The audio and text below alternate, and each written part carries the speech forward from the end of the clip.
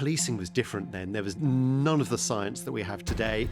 This was seen as one of those cases that was almost unsolvable. And some people just have to live with that emptiness and that sadness. This man just killed in the night and vanished. Forensic reviews have been done so much and nothing's come back from them. And this, it just seemed to work. Who was Louisa Dunne? What can you tell us about her? Well, it seems incredible to be talking about this crime now because she was a woman from a different age. You know, she was a Victorian. She was born in the 1890s. So in 1967, she was 75 years old. She was twice widowed. She had two daughters and some grandchildren as well. But she lived by herself in a neighbourhood of Easton, which is in East Bristol. She was really well known in the community, a big character. She's quite lonely in some ways. She didn't have much contact with her family. She was a bit of a drinker. She had once in the 1930s been part of the sort of left-wing movement, and her husband, who was this rising star of the political spectrum then, could have been mayor of Bristol. She was all part of that, but when he died early in the 1940s, her life collapsed. She turned to drink. And she was, by the late 60s, she was a bit of a sad character, but a well-known one in the neighbourhood of Easton. Yeah, so interesting life then, certainly mixed. How does she die, Rob? It was overnight in June 1967, and neighbours, it's Victorian terraced houses, neighbours reported hearing a scream. And she was so well known. Every day she would stand at the front gate and sort of pass comments to people walking by. She was really security conscious. But one day in 1967 in the summer, they noticed she wasn't there and her window was open. And that wasn't like her. So the neighbours got worried. They called her friends. Her friends came over, peeked through the open sash window and saw that her body was there. At first, they didn't think it was a murder. They thought that she just died of natural causes. Ambulances were called, then the police, and they realised that it seemed like a burglary that had got out of hand. Her bags had been rifled with, and she had, it was later described, died by strangulation and asphyxia. And Rob, we're all talking about it now, of course, because it's been so long since she was murdered. But how big was the original investigation? So this was the day, policing was different then. There was none of the science that we have today. It was all low tech, but high on manpower, which is the opposite almost to policing today. So it was the days before DNA. There wasn't any security footage anywhere. They were relying on things like fingerprints and footprints. And it was the days before even the Somerset Police, so it was the City of Bristol Police, and it was their number one case. It was a huge investigation, hundreds upon hundreds of officers walking, doing door-to-door inquiries, looking at the clues, and there were clues at the time. There was a handprint found at a rear window upstairs. There was semen found on her. From that, they would have been able to potentially get a blood type of the man who had killed her. But they had so little else to go on back in those times. They did a huge fingerprint search. The whole neighbourhood, every man aged 15 and above was fingerprinted. So that was nearly 20,000 men, and they still couldn't find him. Right. This man just killed in the night and vanished. Yeah. As you said, though, things were very, very different back then when it came to DNA profiling, all these kind of things, and forensics, which we'll get onto. The investigation did eventually peter out. Here is Louisa's granddaughter, Mary Dainton. I accepted it. I accepted that some murders just never get solved. And some people just have to live with that emptiness and that sadness.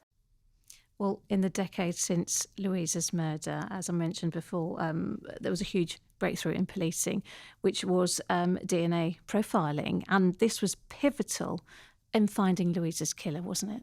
It absolutely was. But this was seen as one of those cases that was almost unsolvable. In the Avon and Somerset force, there were 30 murders that were unsolved, dating back to 1946. And this had been looked at a couple of times over the years and had been deemed as one of the ones that there probably just wasn't enough evidence.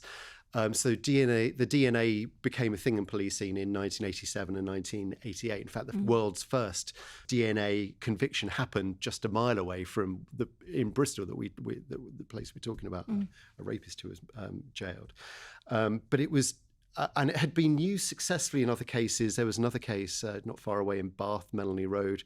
The schoolgirl, her killer was found after 30 years, a few years ago. But when police officers were looking at this one, it was always assumed that there wasn't enough evidence in this case for it to be detected, and that the years went past, and then the decades were going past. What made them look again in the first place? All the exhibits were put in boxes and in laboratories and in freezers. And it was looked at in a light way for a couple of times in 2009 and 2014. But then in 2023, there was a proper deep dive forensic review. And they looked at all the things that were there. They had the semen that was found from her post-mortem. That had vanished. So they couldn't get the killer through that. Right. But then they looked at the skirt, and they did an initial screening of the skirt to see if there was any semen, and from semen, if there's semen, there's high chance of DNA. Even after so many years. Even after so many years, it stays really well. It preserves really, really well. They did an initial screening, and there was no marks on it. So the scientist said, okay, if this was a sexual attack, I'm going to look at two areas. And he took a tiny little cutting from the front of the skirt, tiny little cutting from the back of the skirt. The front one, nothing there. But the back one, tiny little thing, put it under the microscope, and it was packed full of DNA. Goodness. But that's one step. You've also got the other step. Finding the DNA just means one thing. You also need the killer to have then reoffended and be on the National DNA Register, of which there are about 6 million people in the UK. So you need him, and he's going to be an old man now to be on the register. So what are the chances of that happening? Okay. Guess what? Really quickly, they look. And he's on it. And he's in his 90s. Goodness, yeah. And he's still alive. And you spoke to Heidi Miller, the regional forensic investigator, telling you what it felt like to finally find Louisa's killer. Let's have a listen. The fact that he was a 92-year-old male, it was just insane, really. As much as you go into it with the intent to get a result, I think sometimes exhibits and, like you say, forensic reviews have been done so much and nothing's come back from them.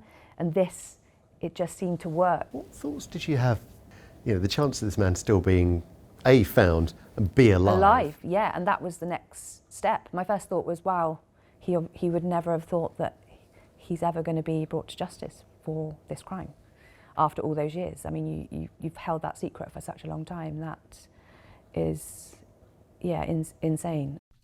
Well, that man was Ryland Headley, 92 years old and living in Ipswich. But just identifying him through DNA wasn't enough. What further investigation did police have to do before they could even arrest him? Well, you're absolutely right. Getting the DNA hit is one thing, but they need to place him in Bristol at the time, because if he can prove that he was living in another part of the country and wasn't there at the time, well, there's no case.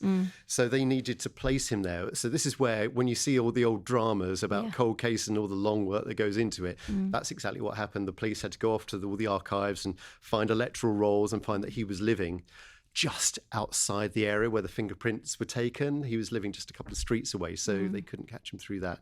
And soon after this murder, it was clear that he'd moved to the other side of the country, to Ipswich, when they looked on the police national computer, they found that he had a police record for raping 2 elderly women in the 1970s. Right. And he was given a life sentence for that in the 1970s that was later reduced to 7 years imprisonment. And that was all when he was placed on in trial. That was shown, that was told, the jury was told that because it showed that he had a predilection towards this kind of crime. Yeah, so he was eventually arrested all these years later. He was jailed for life in July.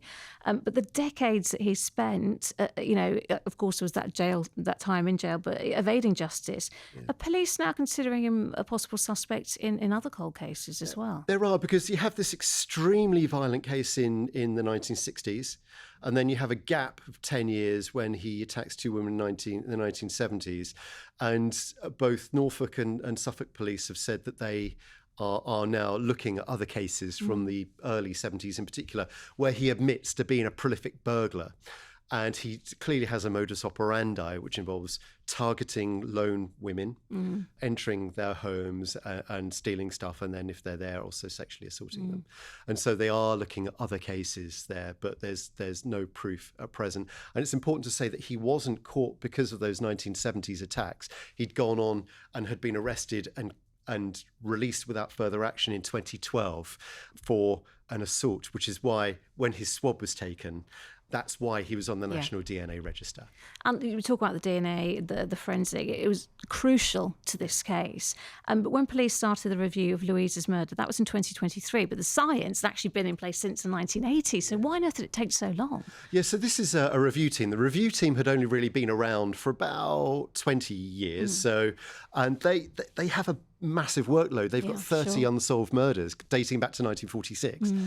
But also they're looking at recent cases. So if there's a recent undetected rape that's 6 months old and there's a man who is likely to be going around and potentially likely to reoffend, that will get a higher priority than a murder from the 1960s, where the likelihood of the man still being alive is quite light. So that was there. But it was only, I mean, it shows you the brilliance of the work and the brilliance of the science and the brilliance of hard detective work that they could catch him after so long. And also incredibly important, we heard from Louisa's granddaughter there, to the families of the victims who finally have some answers. They know what's happened. Yeah. And this impacted them. It's called a cold case. But I've written books about cold cases. I've made films about cold cases. You know that to the families involved and to the witnesses and to everyone who's involved in that case, it's never cold. They remember this until the day they die.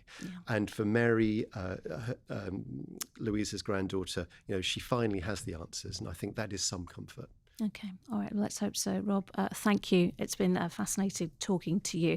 And you can watch Robert's documentary on ITVX and YouTube. It is called Cold Case Justice, Solving the Murder of Louisa Dunne. We put a link in the show notes.